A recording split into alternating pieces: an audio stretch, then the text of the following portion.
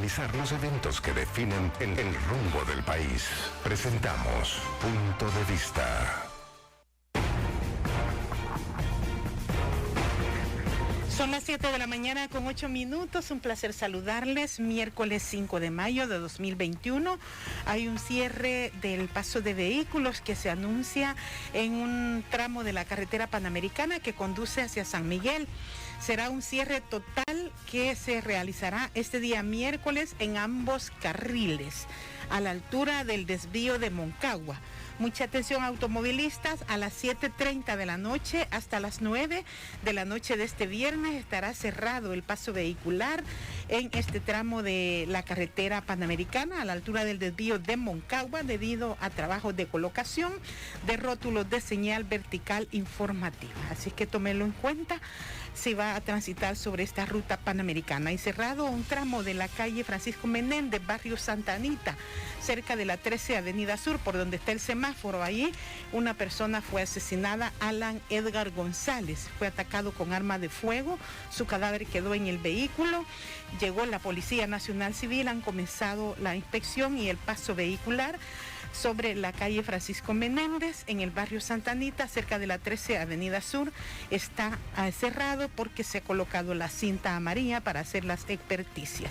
Cerrada el paso de la calle Sacamil, cerca de la Universidad de El Salvador y proximidades de la comunidad La Fosa.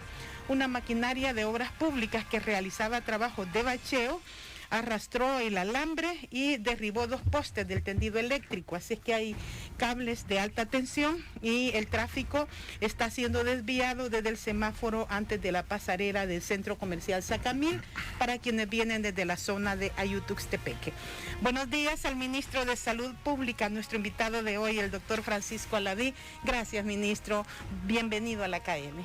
Buenos días, un placer poder estar acá comunicándole siempre a la población cómo vamos con el manejo de la pandemia y con las otras enfermedades de salud pública importantes. Importante, y escribía usted anoche, ministro, acercamos a la población el poder realizar pruebas PCR para detectar COVID-19. Mañana, decía el ministro, llegaremos a Ozatlán, allá en Usulután, así es que seguirán hoy las pruebas para detectar o descartar casos de COVID-19. Este mecanismo, ministro, se va definiendo por municipios. ¿Cuáles son los criterios que se van ocupando en esta continuidad de las pruebas PCR? Sí, el día de ahora van a estar también en la Escuela Nacional de Agricultura Roberto Quiñones en La Libertad, y estamos utilizando un mecanismo en el cual hay 2 modalidades de tamizaje: el tamizaje comunitario y el tamizaje centinela. El tamizaje centinela es un marcador que nosotros hemos definido en todo el territorio, en ciertas regiones del país. Específicamente son 5 lugares en el territorio que están regionales y que son nuestras alertas. Entonces, dependiendo del incremento de los casos en las regiones, en el tamizaje centinela, distribuimos nuestros equipos de tamizaje comunitario hacia las zonas donde se reporta mayor incidencia de casos, aún siendo una cantidad de contagios, como lo hemos venido observando, que es una cantidad bastante baja, una cantidad de 130 hasta 170 casos por día, que es lo que usualmente estamos observando en el último periodo de tiempo, y dirigimos nuestro tamizaje comunitario hacia esa zona. Entonces, el día de mañana se va hacia, hoy miércoles se va a estar en el área de Ozatlán, también en la escuela. En la Escuela de Agricultura, la que está aquí, carretera Santa Ana. Ministro, hablando de estas 5 regiones, ¿cómo se ha hecho el mapa para mantener este monitoreo?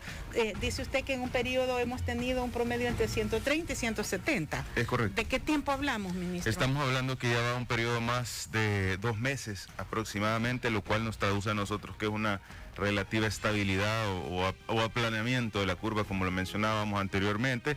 Y si ustedes pueden ver, yo quisiera que prestaran el análisis de la gráfica que ustedes pueden observar en las diferentes, en la página oficial, y específicamente la de casos confirmados por día.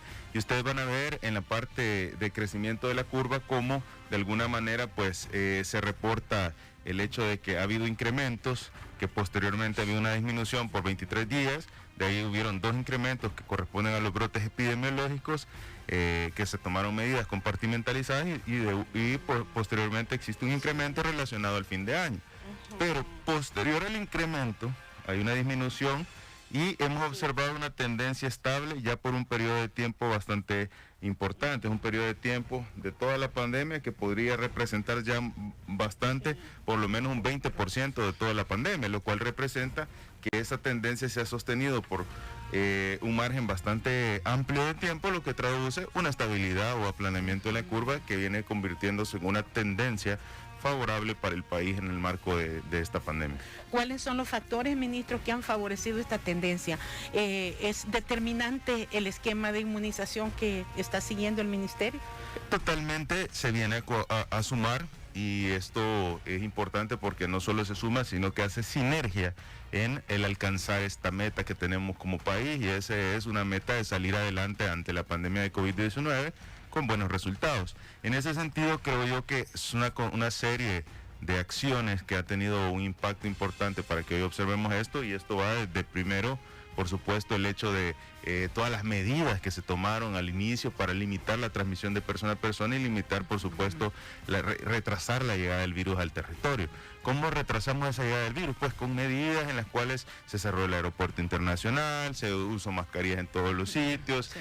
Se prepararon las oficinas sanitarias internacionales, se equiparon esos equipos de respuesta rápida, 23 equipos de respuesta rápida, esas 1.274 unidades notificadoras, se fortalecieron a todo el territorio los puntos de ingreso al país a través, incluso se fortaleció los puntos fronterizos que no son sitios de entrada al territorio, que son lo que nosotros conocemos como puntos ciegos, sí. A través del comando del río, que se desplazó a Río Zumpul, y una serie de actividades que garantizaban que el país pues retrasara la llegada del virus, que son las dos recomendaciones más importantes de la Organización Mundial de la Salud.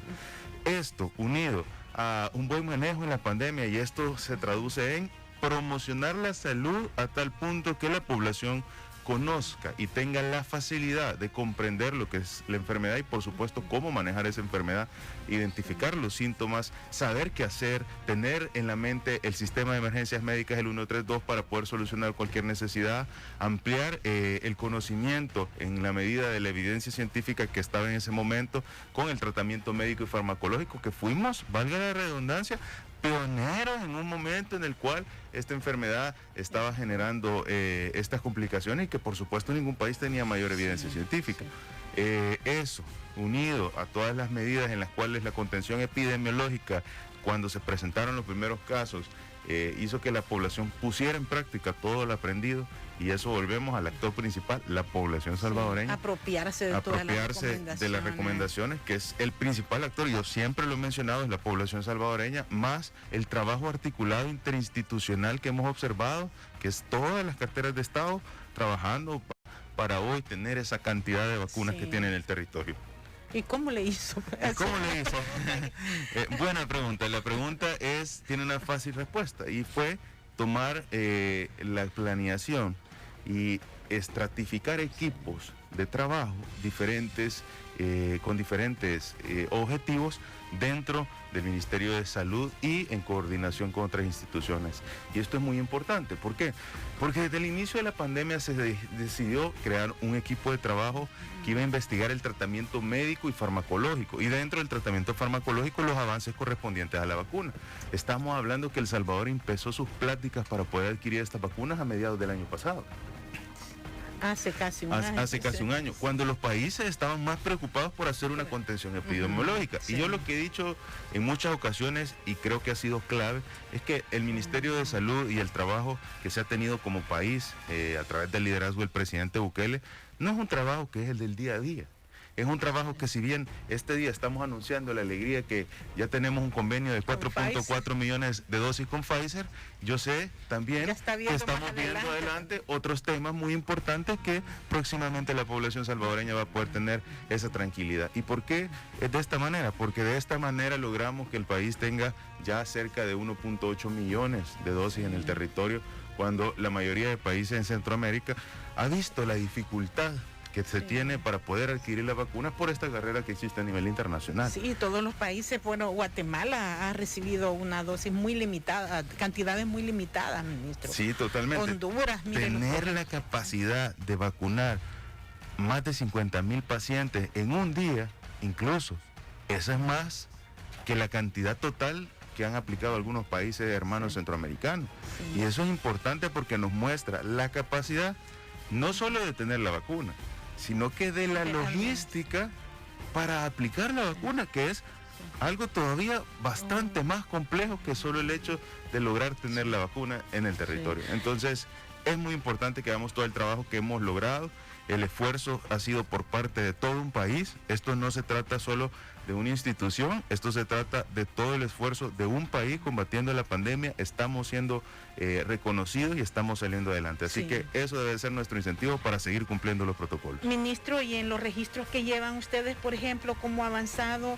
Se concluyó con el personal de primera línea, el personal no sanitario, docentes. ¿Qué nos puede comentar sobre cómo avanzan los procesos de la primera dosis? Porque ya está en la segunda dosis, ¿verdad? Totalmente. En el marco de cómo hemos alcanzado o cuál ha sido la cobertura de esos diferentes fases de vacunación, quiero mencionar, ha sido muy importante.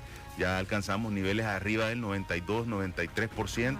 Esto es muy importante y dirán los salvadoreños, bueno, pero si han vacunado tanto, ¿por qué no alcanzamos el 100% en algún grupo?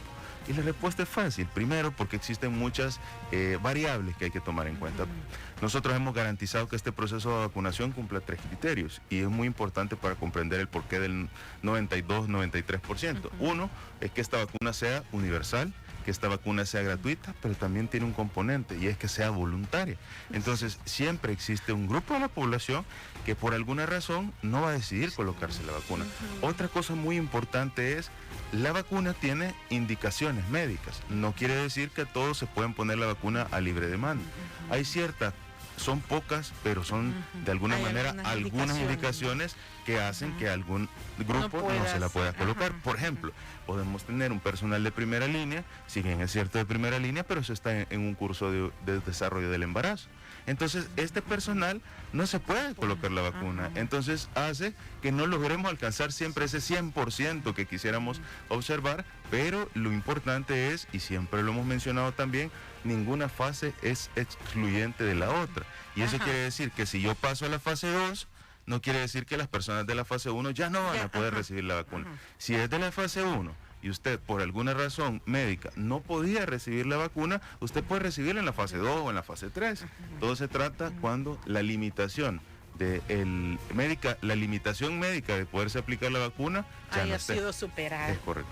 Esto es importante, ministro. Decía ayer la ministra de Salud que los maestros están ya en la segunda dosis, ministro. Sí, totalmente. Es muy importante que recordemos algo que hemos mencionado constantemente. Yo sé que existe a veces bastante expectativa y bastante ansiedad por ver cómo va creciendo, pero analicemos un poquito los datos de la vacunación. Total de dosis aplicadas, 991.133. Ojo con esto, este día alcanzamos el millón de vacunas aplicadas con las de este día. Entonces, esto es histórico. Ningún país... En más de 70 días, ¿cuánto llevamos? Cerca de 73 días. En 73 días el país ha alcanzado muchos logros. Primero, la llegada de 7 lotes de vacuna al territorio, ¿verdad? La adquisición ahora de cerca de 11.4 millones de dosis, los 7 que ya teníamos adquiridos, más los 4.4 que se anunciaron el día de ayer. Muy importante este dato y por supuesto el alcanzar este día probablemente con el transcurso de las dosis aplicadas el millón de vacunas. Entonces esto nos da a nosotros pues, parámetros importantes, pero vámonos a las primeras dosis. 890.109 dosis aplicadas de primera dosis y de segunda dosis 101.024. Ahora, no hay que tener ansiedad por la segunda dosis, porque todos sabemos que existen ya parámetros establecidos. ¿Cuáles son? Para AstraZeneca, de 10 a 12 semanas, el país está utilizando 12 semanas, lo cual refiere la colocación de una segunda dosis al tercer mes. ¿Cuándo es la segunda dosis? Pues también tenemos la fecha. Iniciamos el 17 de febrero con la vacunación de 20.000 dosis de AstraZeneca y eso se coloca a los 3 meses, lo cual sería referente de que la segunda dosis de esta vacuna, que es AstraZeneca, estaríamos colocándola el 17 de mayo. Entonces, estamos allá un par de días de iniciar la segunda dosis de las personas con AstraZeneca. La de Pfizer son 21 días, ¿verdad? Esa es la que hemos colocado ya la mayoría de las segundas dosis de Pfizer ya están colocadas porque ya cumplimos los 21 días de haber iniciado la vacunación con Pfizer, y está la de Coronavac, que es la vacuna de Sinovac, que estamos pues ya ampliando, que es a la colocación a los 28 días. A los 28 días. Muy importante, la población me puede decir, mira doctor, pero fíjese que me la dejaron a los 29 días. No hay problema, se puede colocar siempre y cuando pues sea en el marco de ese periodo de tiempo. Existe también un contexto importante, y ese contexto importante es que estamos en medio de una pandemia, que estamos teniendo control epidemiológico, que estamos haciendo todas las acciones correspondientes al control de las enfermedades endémicas en el territorio, y por supuesto que nuestro esquema de vacunación no es un esquema de vacunación que esté solo colocando 200, 300 dosis al día. Estamos hablando de más de 50,000 dosis. Entonces, eso es muy importante, porque debemos comprender que, pues, por supuesto, siempre hay situaciones que puedan necesitar ajustes, situaciones que puedan necesitar, pues, dinamizar, identificar y corregir en algún momento. Ahora, de eso hemos aprendido. Un máximo de tiempo, doctor Alaví, para la vacuna. Por ejemplo, usted dice 28 días en el caso de la Sinovac. En ese margen de tiempo, 29, 30, ¿cuál es el máximo hasta que yo pueda...?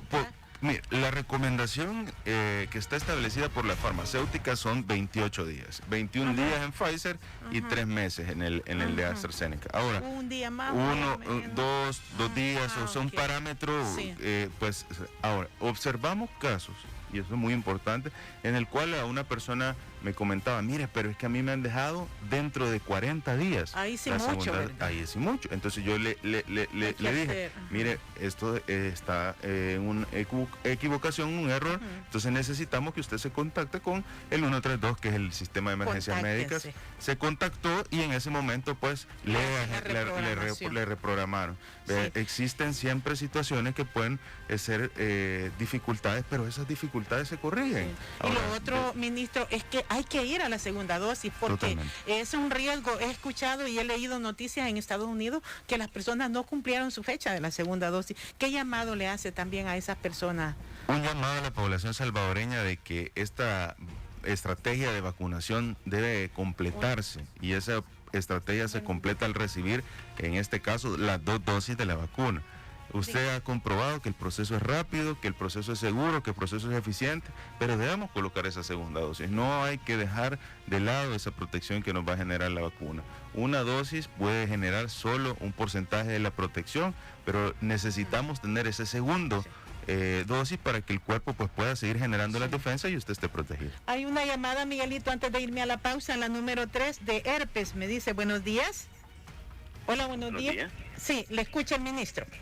Sí, señor ministro, mi pregunta es que yo estoy en un tratamiento correspondiente al herpes zóster, ¿verdad?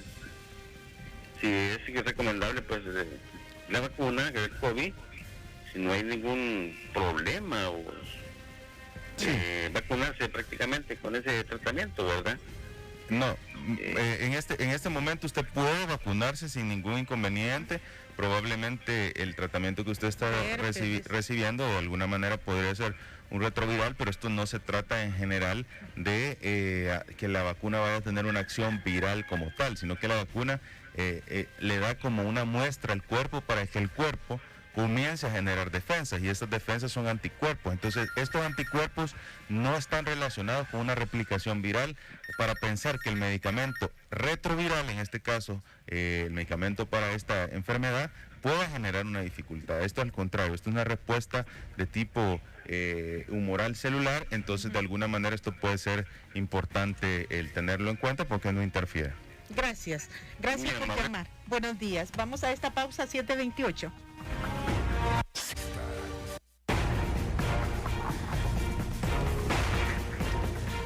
Las 7:37 de la mañana, múltiples llamados, ministro, y es bueno que se comuniquen al 132 para que le revisen esa fecha, porque esta oyente, por ejemplo, me dice que le salen 35 días en el plazo que le programaron de la segunda dosis de la vacuna Sinovac.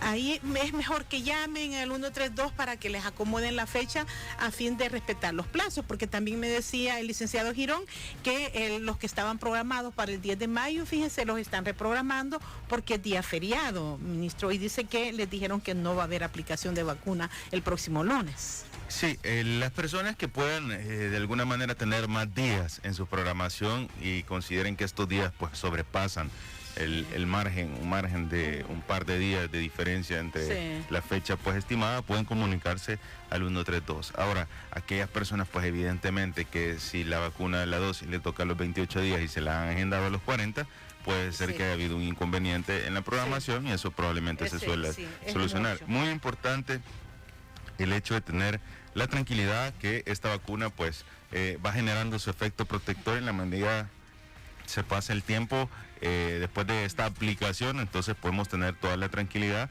de que esta estrategia va a funcionar pues al tener ya el periodo de tiempo del efecto que genera la aplicación, no es inmediato, incluso la mayoría de las vacunas inician su efecto protector 15 días posterior a la fecha de que se lo han aplicado. De que se lo han aplicado, es importante. El efecto inmunogenicidad se empieza a producir desde el momento de la aplicación, pero ya alcanza niveles óptimos a los 15 días de la aplicación. Es muy importante eso. Ministro, hay oyentes que han preguntado si me aplicaron AstraZeneca en una primera dosis, mi segunda dosis deberá ser de AstraZeneca. Así está diseñado el esquema, ministro. Es correcto, si se le aplicó un tipo de vacuna, la siguiente dosis tiene que ser de la misma vacuna que se ha aplicado. Por eso se han tomado todas las acciones necesarias para garantizar que se tenga pues las dosis correspondientes a las aplicadas para las personas. Sí. Ministro, fíjese que algunas investigaciones indican la posibilidad de una tercera dosis. ¿Qué información ha recibido el ministerio sobre esto? Estamos dando un seguimiento muy apegado a toda la evidencia científica internacional. Es muy importante el tener presente todos los parámetros y como les repito, El Salvador está ante un manejo de la pandemia bastante favorable y esto ha sido gracias al esfuerzo y a la visión y el liderazgo del presidente Bukele, y el hecho de que ahora estemos anunciando buenas noticias no quiere decir que no tenemos planificado todas las recomendaciones internacionales que la evidencia científica menciona. Hemos mencionado cómo la meta han sido 4.5 millones de salvadoreños, y para poder completar la meta de estos 4.5 millones de salvadoreños pues tenemos a la mano la necesidad de utilizar 9 millones de dosis. Qué alegría que el día de ayer el presidente anunciaba la llegada de 4.4 millones más que van a ser bajo el convenio, lo cual nos posicionaría, si ya tenemos 7 millones de dosis adquiridas, más 2.2 nos posicionaría con 11.4 millones de dosis, lo cual pues nos da cobertura de esa meta de salvadoreños y tenemos también un importante resguardo de más dosis para poder hacer lo necesario con el marco de las recomendaciones y la evidencia científica que va surgiendo. Anoche, fíjese, Pfizer emitía un comunicado en el que celebraba, dice, la firma de este primer acuerdo con el gobierno de El Salvador que representa nuestra intención de proveer a los salvadoreños la vacuna Pfizer, y dice que reconocen la oportuna respuesta del gobierno de El Salvador en la lucha contra esta pandemia y le reiteramos nuestra total colaboración. Ha sido ágil este proceso, usted decía lo comenzaron hace más de casi un año. ¿Y qué significa con estas farmacéuticas entrar en esta negociación, ministro, sobre todo por la demanda que hay? Importante, una muestra de un éxito de manejo como país, el poder tener ahora esa llegada o ese convenio con una de las farmacéuticas que está a la expectativa a nivel internacional por esos buenos resultados y ese buen reconocimiento. Bueno, es la farmacéutica una de las que ha suplido la mayor cantidad de dosis a Estados Unidos, y es importante que ahora El Salvador pueda tener la posibilidad de adquirir esos 4.4 millones de dosis, con lo cual pues nos estamos posicionando. Ahora, yo siempre lo he mencionado y hay que tener esa tranquilidad, no hay una mejor vacuna. Está la vacuna colocada en tiempo adecuado. La vacuna colocada en tiempo adecuado es la mejor. es la que usted lo va a proteger. Que nos ponemos. Porque si nosotros estamos esperando que me pongan la de Pfizer y me enfermo, de nada va a haber servido la espera de la de Pfizer. ¿Y dentro de cuánto llegará a partir de la aceptación de este convenio y concreción, cuánto tiempo tarda para que se pueda hacer el primer embarque? Hay entregas progresivas, esperamos que en los próximos días le podamos dar buenas noticias a la población. No han parado de llegar las entregas. Sí. Entonces no tenemos que tener de alguna manera una ansiedad por saber cuándo vienen. Ha sido rutinaria la entrega de diferentes lotes al territorio y bueno, además tenemos 1.8 millones en el país, ¿Sí? Varias farmacéuticas, 3 tipos de vacunas diferentes y para las próximas semanas pues vamos a anunciar más buenas noticias para la población salvadoreña de esas vacunas que tanto espera la población. Ministro, en la parte de introducción usted dijo, bueno, estamos trabajando en atención a esta pandemia, pero también el resto de enfermedades que nos siguen afectando. Hay una campaña de fumigación que se está desarrollando. ¿Cómo vamos con estas enfermedades epidemiológicas que también se mantienen siempre afectando a la población? Muy importante, se ha logrado hacer un control epidemiológico de las diferentes enfermedades de salud pública importantes, con reducciones de hasta el 40-50% en la mayoría de ellas, y esto es muy importante porque nos dice cómo el buen trabajo de toda la población salvadoreña está teniendo resultados, y esto es en el análisis pues de las diferentes enfermedades endémicas. El hecho de identificar criaderos de zancudo, el hecho de destruir los diferentes criaderos de zancudo, pues nos va posicionando en un país mucho más seguro, en un país que tiene las condiciones necesarias para ir batiendo cualquier tipo de enfermedad que pueda ser a causa de lo más común que usualmente se presenta en el territorio. Pero también es importante mencionar cómo ha ido creciendo, y quiero mencionarle un par de datos, y cómo ha ido creciendo esta campaña del dengue tan importante, en la cual pues hemos alcanzado cifras muy importantes. Por ejemplo, a la fecha del día de 3, esta es la última 3 de mayo, actualización que tengo para la fecha del día de 3, muy importante el mencionar cómo hemos alcanzado 5.400 viviendas fumigadas solo ese día, 27.014 viviendas abatizadas. Se han identificado en la eliminación de criaderos, que ese componente tiene inspección, tratamiento y eliminación. Hemos alcanzado 113 criaderos inspeccionados, 60.849 tratados y 25.672 eliminados. Pero vámonos al acumulativo de lo que va de esa campaña desde el 22 de abril hasta el 3 de mayo. Importante, 158.455 viviendas fumigadas, 262.137 viviendas abatizadas, 1.222.133 criaderos inspeccionados, 596.142 criaderos tratados y 238.064 criaderos eliminados. Entonces, como podemos observar, vamos creciendo en las estrategias de control de otras enfermedades, y eso es importante. Y como dice el ministro, no hay que descuidar, ministro, ya por ejemplo este avance que tiene en la destrucción de criaderos y abatización, fumigación, debemos seguir poniendo en práctica adecuadas medidas de almacenamiento de agua para evitar cualquier falta de control en la propagación del dengue, ministro. Totalmente, debemos cumplir todas esas recomendaciones en la identificación de criaderos, en la eliminación, evitar generar esos acúmulos de agua que pues probablemente sirvan de no hay agua y uno necesita, pero hay que hacerlo adecuadamente. Es correcto, hay que hacerlo adecuadamente para evitar que esa propagación, ese crecimiento de estas larvas que al final pues se traducen en zancudos, vectores, que son los transmisores de la enfermedad del dengue, se puedan seguir replicando. Pero qué alegría es ver esa disminución en el caso de los casos sospechosos de dengue, 60% menos para la semana epidemiológica del 16, entonces del 1 al 16. Entonces realmente estamos ante una situación muy importante ante las diferentes enfermedades. Estamos alcanzando también disminución del 40% en chikungunya, 62% en Zika, ¿verdad? Importante, las enfermedades respiratorias también han disminuido un 54%, neumonías menos 18%, diarreas y gastroenteritis pues también se han mantenido, fiebre tifoidea menos 27% de diferencia, ¿verdad?